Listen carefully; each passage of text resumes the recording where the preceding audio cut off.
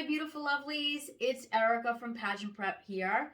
And today we're going to do a little test on how to tell if your pageant interview skills need a little bit of work. So if you answer yes to any of these questions, it might be time to sort of reassess your pageant interview preparation. If you are always repeating the question in the answer, in other words, if you're asked a question like, why do you think you would be the next, why do you think you should be the next Miss Massachusetts Teen USA? And you say, I think I would be the next best Miss Massachusetts Teen USA, because if you find that you're doing that all the time, you need to reassess. The second way to tell is feeling like your answers are always unfinished, like you're sort of in the middle of your answer and you don't know how to wrap it up in a pretty little bow and bring it all back to the original question at the end. We're going to talk about that in a second. The other way that you can tell is if you end your answers with like, so yeah, at the end, because you don't know how to finish them. The last way to tell if your interview prep needs a little bit work is when you say, you know, or like, or as part of your answer all the time. When this happens, all of these things are happening. That means that you're answering on the fly. You haven't actually formulated your answer yet, and you're thinking as you go. As I like to say, you're laying down the road as you're walking on it. And that's not a good idea. Why? Because you usually just say the first thing that pops into your mind when you're asked a question, which isn't always the best or even the most accurate answer. It means that you started your answer without knowing where you're ending up.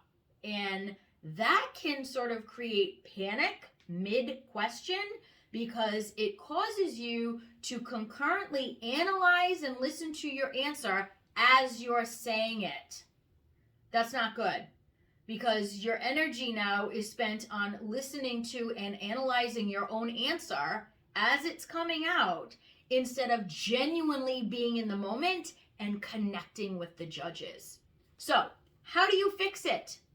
Well, you need to know, at least conceptually, not necessarily word for word, how you're going to answer the question. You need to know the end game, not just I'm going to start and then we'll see where this goes. You need to know where you're going to be ending up. That means you need a plan. You need an outline of what you're going to focus on and how you're going to lead the judges, or pivot, as some would call it, so that you're actually controlling the conversation. Impossible, you say? They're the ones asking the questions. How on earth would I control the interview? It's true, you're not in control of the questions, but you are in control of the answers, and that's all that they're focusing on. So, if you're feeling like you would like to eliminate those bad habits that we talked about at the beginning, we can teach you how to do that.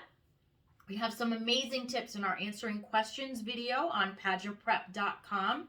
After that video, you will feel like you are more in control and not at the mercy of those questions that you're asked. It'll also teach you how to eliminate some of those bad habits that we talked about at the beginning, and it will teach you how to use your unique information as the basis of your answers and help you craft what your individual message should be, so that you're always pivoting back to yourself.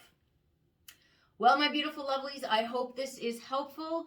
Follow and like us for more tips, and you can also head to PageantPrep.com for that video answering questions. Talk to you later. Stay beautiful.